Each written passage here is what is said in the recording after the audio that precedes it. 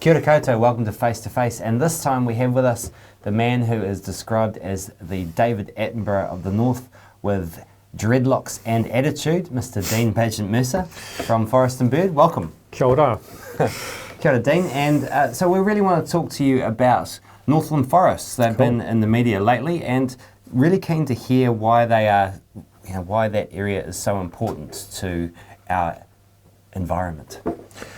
Well, where to start? It's amazing in the north. North of Auckland, a lot of the land got cut up and colonised, and there was a period of 30 years where most of the ancient Kauri forest got logged, sawn up and wasted, and then the following generation burnt it all.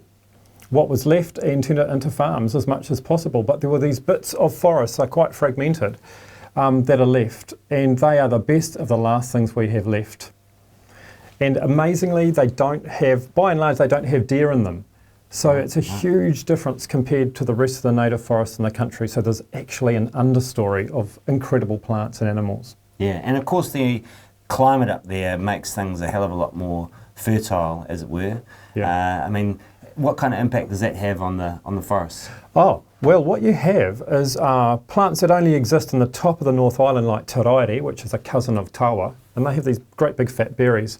And they really, the northern forests are Tarairi forests with Kauri and Rimu and all of these other things in it. And they're pumping out massive amounts of food. And so that allows things like kukupa, the native pigeon, kiriru, it's called in other parts of the country, to really reproduce quickly. There would have been massive flocks of them up there, like flocks in their thousands.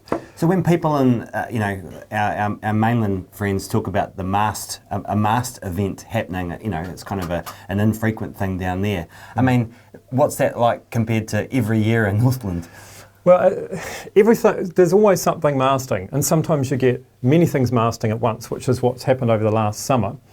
So we've had kahikatea, hino, cabbage tree, flax, all sorts of things at once. So it means that there's a whole chain reaction of massive amounts of food in the forest, which used to go to feed birds and build up their populations and allow them to be sustained at huge levels. But because of the lack of pest control, it's feeding the rats and possums, and then of course the stoats that eat half their diet as rats, and so it keeps all of the pest ecology alive rather than the native ecology. And so you've been talking about forest collapse up in Northland. I mean, are you just trying to get a little bit of attention, mate? Of course I'm trying to get a bit of attention. Have you done? But is it really that serious? I mean, yeah, and I mean, hearing native forest collapse, it sounds like it happened, it's just happening yesterday, but this has been a slow burning collapse that's happened over a period of time. And every time a different species of mammal got introduced to the country, a collapse event unfolded and continued over a period of time. And with Northland, we got possums late. They arrived in the late 50s, early 60s. Right. And on top of rats, stoats, ferrets, weasels, hedgehogs, and all the other things, it's created a cascade of collapse. And so some birds went extinct in Northland in the late 70s, early 80s. And then there's been the forests have tipped over in that time. So we may be towards the end of an epic collapse. But we are still at the point where we can turn things around substantially. If we get some really good multi-species pest control in these areas, these ancient trees that are dying, the rata, tōtara, and so forth, they can come back to life. But we've only got a small window of opportunity. And you gave some examples before of where some areas have been turned around in recent times. Yeah, there's some work going on Upua State Forest, but also Warawara, you may have heard of, which is this amazing mountain north of Hokianga. And so the hapu around that mountain came together over a period of years and debated what should be done to turn the collapse of that forest around, and decided an aerial 1080 drop. They gave the thumbs up to that, as well as 1080 and bait stations and trapping around the base of the mountain. It's a really big project, and everyone's involved in those hapu, from the little kiddies at school right up to the kaumātua. Everyone's plugged into that whole project. And it's turning around the future of that mountain and the life in it. And you gave the other example of kōkako's comeback in Northland, back to Puketi Forest. How did that come about? That's been a really hard-fought thing. Kōkako were thought to be extinct by the late 80s, early 90s, and then a dock worker thought they heard one up in Mataroa Forest, which is well beyond the back of Waipoa Forest that lots of people have heard of because Tāne Mahuta's there. And from that time there was pest control done way up there with a mix of 1080 and trapping, real intensive work, and so from 5 pairs that they'd found back in the mid-90s, there's now 55 pair. So 1080 saved kōkako in Northland. And now they've been reintroduced into Puketi, just down the road from where I grew up, in Okaiho. Yeah. Yeah, so that's a real success story in Northland, yeah. And so tell me, what do you think is going to be needed to turn this around? We've got some pockets of good stuff happening, but generally speaking, this widespread forest collapse that you're concerned about, how are we going to turn this around in the next decade?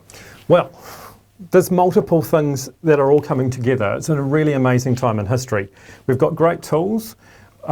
We've got the development of self-setting traps, but we've also got this amazing 1080 tool that's been evolved since over the last 60 years to what it is now. So that's the kind of the technology side.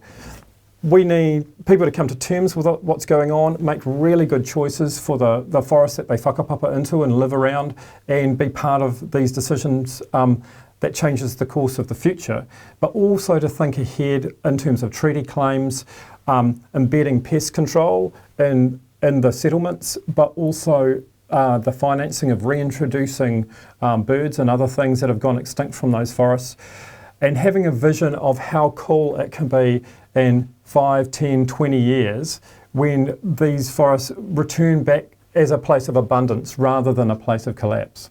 So short term, we're just trying to stem the tide of the loss, I guess, but long term? Yeah, we can do all sorts of amazing things can happen, but it just depends where people are at and how open-minded they are and how far they want to go.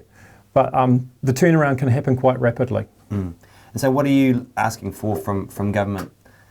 Oh, we're asking the government to make sure Northland's a priority in terms of pest control, and to work with hapu and communities to make sure that everyone's moving along together and supportive of the pest control work that goes on.